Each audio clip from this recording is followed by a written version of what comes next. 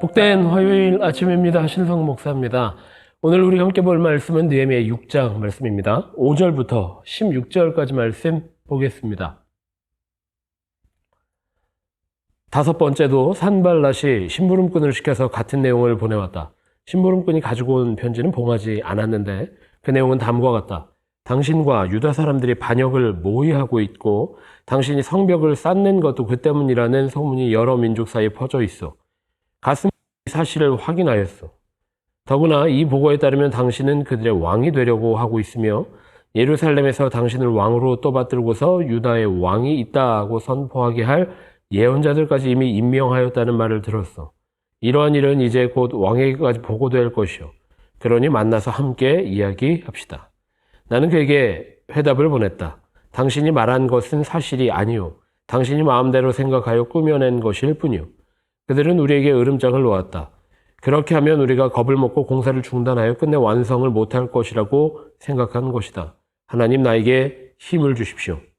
하루는 스마야를 만나려고 그의 집으로 찾아갔다. 그는 들리아의 아들이며 무에다벨의 손자인데 문 밖 출입을 하지 않고 있었다. 그가 나에게 말하였다. 하나님의 성전으로 갑시다. 성소 안으로 들어가서 성소 출입문을 닫읍시다. 자객들이 그들을 죽이러 올 것입니다. 그들이 밤에 와서 반드시 그들을 죽일 것입니다. 나는 대답하였다. 나 같은 사람더러 도망이나 다리란 말입니까? 나 같은 사람이 성소에 들어갔다가는 절대로 살아나올 수 없습니다. 나는 그렇게는 못합니다. 나는 그때 그가 하나님이 보내신 예언자가 아니라는 것을 알았다.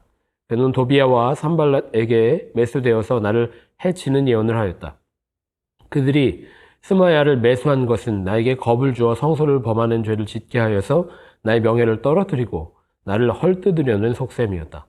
나의 하나님 도비야와 산발렛이 한 일을 잊지 마십시오. 예언자 노야다와 그 밖에 나에게 겁을 주려고 한 예언자들이 나에게 한 일을 잊지 마십시오. 성벽 공사는 52일 만인 엘룰월 25일에 끝났다. 우리의 모든 원수와 주변의 여러 민족이 이 소식을 듣고 완공된 성벽도 보았다. 그제서야 우리의 원수는 이 공사가 우리 하나님의 도움으로 이루어진 것임을 깨달았다. 그래서 그들은 기가 꺾였다. 네, 새로운 한 주간 시작됐습니다. 봄이 오는가 했더니 살짝 더운데요. 벌써 여름이 온 게 아닌가 싶은 정도의 날씨가 이어지고 있습니다. 아마 날씨의 변화가 무쌍할 것 같아요. 변화가 폭이 클 것 같습니다. 건강한 베델교회 모든 성도들 되셨으면 좋겠습니다. 오늘 우리가 함께 보고 있는 말씀은 느헤미야 6장 그리고 7장 읽어나가는 일과 중에 6장 5절부터 16절까지 말씀을 읽었습니다. 참 재미있는 이야기다 라는 생각이 드는 오늘 본문 구절입니다. 느헤미야가 예루살렘 성벽을 거의 완공하였습니다. 거의 다 공사를 마무리하였습니다. 그런데 항상 이 성벽 짓는 것을 방해하는 무리들이 있었죠. 산발랏입니다. 이 주변 이방 사람인 이 산발랏은 예루살렘 성벽이 지어지는 것을 매우 못마땅하게 여겼습니다. 이스라엘의 영광이 다시 살아나면 그들의 능력이, 그들의 주권이 사라지기 때문입니다. 오늘 말씀에 보면 중상모략이라고 해야 할까요? 엄청난 계획들을 세워놓고 느헤미야를 무너뜨리려고 하고 있습니다. 느헤미야와 만나자고 이야기합니다. 느헤미야가 당연히 만나줄 이유가 없죠. 그간 성벽을 짓는데 도움을 주기는커녕 가로막고 어려움을 당하게 했던 게 바로 이 사람이기 때문에 그렇습니다. 그런데 마지막으로 4번이나 만나지 않겠다고 거절하였지만 5번째 만나자고 했을 때에는 협박합니다. 당신이 짓는 그 성벽이 반란을 일으키기 위한 성벽이고 당신이 이 성벽의 왕이 되기 위해서 지금 이 성벽을 짓고 있다고 페르시아의 왕에게 이야기할 겁니다. 알아서 나오십시오. 이렇게 얘기하는 게 마지막 산발랏의 협박이었습니다. 하지만 느헤미야의 입에서 나온 한 가지 고백은 이거밖에 없습니다. 하나님, 도와주십시오. 그렇게 그 협박에서 벗어났습니다. 그런데 이번에는 또 다른 일이 느헤미야의 앞을 가로막았습니다. 느헤미야가 스마야, 예언자의 역할을 했던 사람인 것 같아요. 스마야를 만났는데 스마야가 그런 제언을 합니다.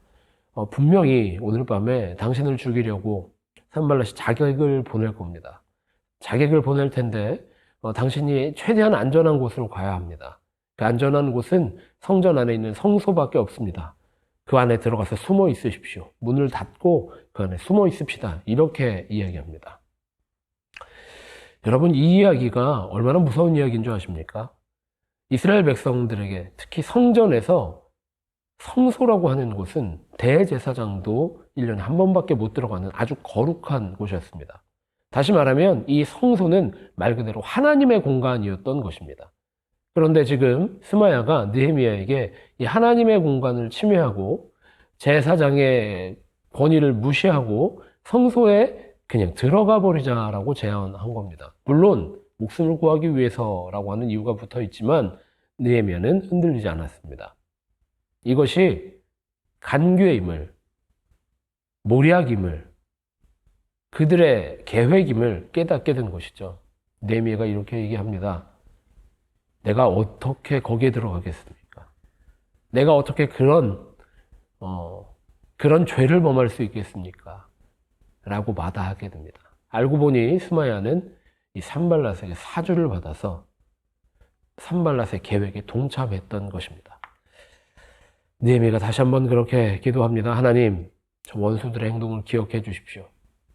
저 원수들의 손에 넘어간 스마야의 잘못된 입술을 주님 기억하여 주십시오. 이후에 느헤미야는 성벽을 완성합니다. 완성하고 주변의 이방 민족들은 하나님이 이룩하신, 하나님이 회복시키신 이스라엘, 예루살렘의 성벽이 완전하게 세워졌음을 보게 됩니다. 그들은 기가 꺾였다라고 오늘 본문 말씀이 이야기하고 있습니다. 이 이야기를 보면서 우리 베델교회를 생각하게 됩니다. 우리 베델교회가 지금 결단하였습니다. 말씀 앞에 서기로, 말씀으로 충만한 교회 되기로, 말씀으로 세워지는 교회 되기로 결심하고 결단하였습니다. 하나님 앞에 결단하였습니다. 이럴 때 어떤 일들이 벌어질까요? 많은 일들이 벌어지게 됩니다. 많은 유혹도 있고 많은 잡음도 생길 수 있습니다. 여러 가지 충돌도 있을 수 있습니다. 이런 것들을 두고 누군가는 사단이 시험하는 거다, 사단이 장난치는 것이다 이야기합니다. 물론 그렇습니다. 사단의 역사가 분명히 있습니다. 그런데 가만히 생각해 보면 우리가 움직이기 시작하면 충돌할 수밖에 없습니다. 우리가 결단하고 주님 앞에 더욱 나가려고 달려가기 시작하면 많은 일들이 벌어질 수밖에 없습니다. 가만히 있으면 오히려 안전합니다. 오히려 달려나갈 때, 주님 말씀을 향해 달려나갈 때, 주님의 뜻을 향해 달려나갈 때 우리는 넘어질 수도 있는, 혹은 부딪힐 수도 있는 그런 위험을 맞이하게 됩니다. 하지만 오히려 우리가 이렇게 달려나갈 때 느헤미야와 같은 결단으로 더욱 힘을 얻어서 더욱 힘차게 하나님 앞으로 나아갈 수 있는 베델교회 모든 성도들이 되셨으면 좋겠습니다. 느헤미야처럼 함께 고백했으면 좋겠어요. 하나님 도와주옵소서. 하나님 기억하여 주옵소서. 이 기도가 하나님을 전적으로 의지하고 하나님께 붙들림 받은 느헤미야의 기도인 줄 믿습니다. 우리 베델교회의 기도도 이 유일한 고백, 하나님 우리를 붙들어 주옵소서, 하나님 우리를 도와 주옵소서. 우리가 하나님의 뜻 안에 있을 때 하나님은 우리에게 능력이 되시는 줄 믿습니다. 우리가 하나님의 말씀 가운데 있을 때 하나님은 우리의 인도자가 되어주시는 줄 믿습니다. 그 결단 가운데 예루살렘 성벽이 세워진 것처럼 우리 삶의 자리에서 신앙이 더욱 세워지고 우리의 신앙이 더욱 신실하여지고 우리 교회 공동체가 더욱 하나님 마음에 합한, 하나님이 보시기에 좋은 베델교회 될 줄 믿습니다. 그렇게 기도하겠습니다. 하나님, 오늘 하루를 열어주시니 감사합니다. 오늘 하루 나에게 삶을 허락하여 주시니 감사합니다.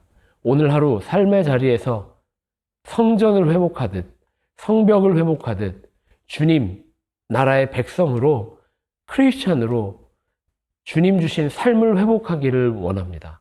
주님, 다른 것 의지하지 않고 하나님 의지하고 붙들고 말씀만 따라갈 수 있도록 인도하여 주셔서 주님이 주시는 회복을 경험하는, 주님이 허락하신 회복으로 충만한 우리의 삶이 될 수 있도록 인도하여 주시옵소서.